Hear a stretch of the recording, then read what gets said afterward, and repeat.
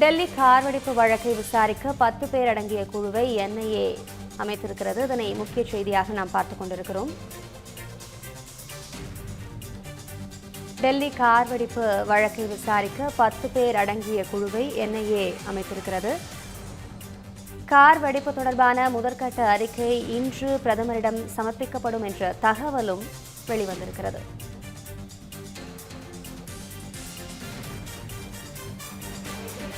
டெல்லி கர்த்தவ்ய பவனில் மத்திய உள்துறை அமைச்சர் அமித் ஷா அதிகாரிகளுடன் ஆலோசனையில் ஈடுபட்டுள்ளார். ஏற்கனவே குற்றவாளிகளை வேட்டையாடும்படி உத்தரவிட்ட அமித் ஷா தற்போது மீண்டும் ஆலோசனையில் ஈடுபட்டிருக்கிறார்.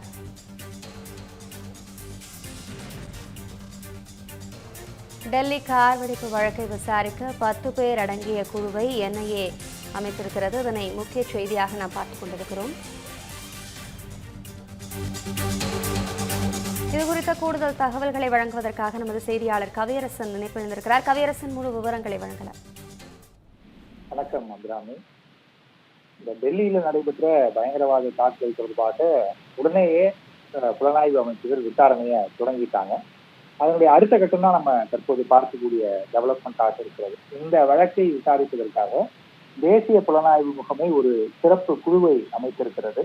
சிறப்பு விசாரணை குழுவை 10 பேரை கொண்டு உருவாக்கி இருக்கிறாங்க. இந்த 10 பேர் கொண்ட டீம் தான் அடுத்த கட்டமாக இந்த விசாரணையை எஸ்கேட் பண்ணி போவாங்க அப்படின்னு சொல்லியிருக்காங்க. இது ஒரு பக்கம். இன்னொரு பக்கம் உள்துறை அமைச்சர் அமித்ஷா அவர்கள் ஒரு முக்கியமான ஆலோசனையை அதிகாரிகளோட நடத்திட்டு இருக்கிறாரு இந்த டெல்லி பயங்கரவாத தாக்குதல் தொடர்பாக. இந்த ஆலோசனைக்கு பிறகு ஒரு அறிக்கையை தயாரித்து பிரதமர் மோடியிடம் தாக்கல் செய்ய போறாங்க. மோடி அவர்கள் பூட்டான் பயணத்தை முடித்துக்கொண்டு இந்தியாவுக்கு புறப்பட்டு விட்ட சூழல்ல தற்போது முக்கியமான ஒரு ஆலோசனை அமித்ஷா அவர்களுடைய தலைமையில நடந்துட்டு வருது. இந்த ஆலோசனைக்கு பிறகு இதுவரைக்கும் என்ன தகவல்லாம் கிடைச்சதோ அதை ஒரு அறிக்கையாக தயாரித்து பிரதமரிடம் வழங்க இருக்கிறார்கள். இன்னொரு பக்கம் இந்த என்ஐஏவுடைய ஸ்பெஷல் டீம் விசாரணையை அடுத்தடுத்த தளங்களுக்கு விரிவுபடுத்த போறாங்க. இந்த தாக்குதலை பொறுத்த வரைக்கும் சில முக்கியமான சந்தேகங்களும் கேள்விகளும் இருக்கிறது. இதற்கு பின்னணியில பாகிஸ்தான் இருக்கிறது, அங்கு செயல்பட்டு வரக்கூடிய பயங்கரவாத இயக்கங்கள் இருக்கிறாங்க அப்படிங்கிறது ஓரளவுக்கு தெளிவாயிட்டா கூட எப்படி இந்த கம்யூனிகேஷன், இந்த இணைப்பெல்லாம் எப்படி சாத்தியப்பட்டது, குறிப்பாக மருத்துவர்களை எப்படி இந்த பயங்கரவாதிகளாக அந்த குழுக்குள்ள மாத்தினாங்க அப்படிங்கிற மிக முக்கியமான கேள்வி இருக்கிறது. ஏன்னா இதெல்லாம் ஒரே நாள்லயோ அல்லது ஒரு மாசத்திலேயோ செய்யக்கூடிய விஷயம் இல்லை. இது ரொம்ப நாளா இது ஒரு பெரிய நெட்வொர்க்காக நடந்திருக்கணும். எப்படி இது ஆரம்பித்தது, எங்கிருந்து ஆரம்பித்தது, எப்படி இவங்கெல்லாம் கம்யூனிகேட் பண்ணிக்கிட்டாங்க, கைது செய்யப்பட்டிருக்கக்கூடிய டாக்டர்கள்ல யார் யார் பாகிஸ்தானுக்கு போயிட்டு திரும்ப இங்க வந்திருக்காங்க, எத்தனை முறை போயிட்டு வந்திருக்காங்க, அங்க யாரை பார்த்தாங்க, என்ன பேசினாங்க, இந்த வெடிமருந்துகள் எல்லாம் பாகிஸ்தானிலிருந்து கொண்டு வரப்பட்டதா, அப்படி கொண்டு வரப்பட்டது என்றால் எப்படி அந்த மோடசாப்பிருந்து எப்படி நடந்தது, இல்ல இந்தியாவிலே தயாரிச்சாங்களா, அப்படின்னா அதற்கான சாத்தியக்கூறுகள் என்ன, குறிப்பாக இவங்க எப்படி தொலைபேசி உரையாடலாம் எப்படி வச்சுக்கிட்டாங்க, இந்த மாதிரி பல கேள்விகள் இருக்கிறது.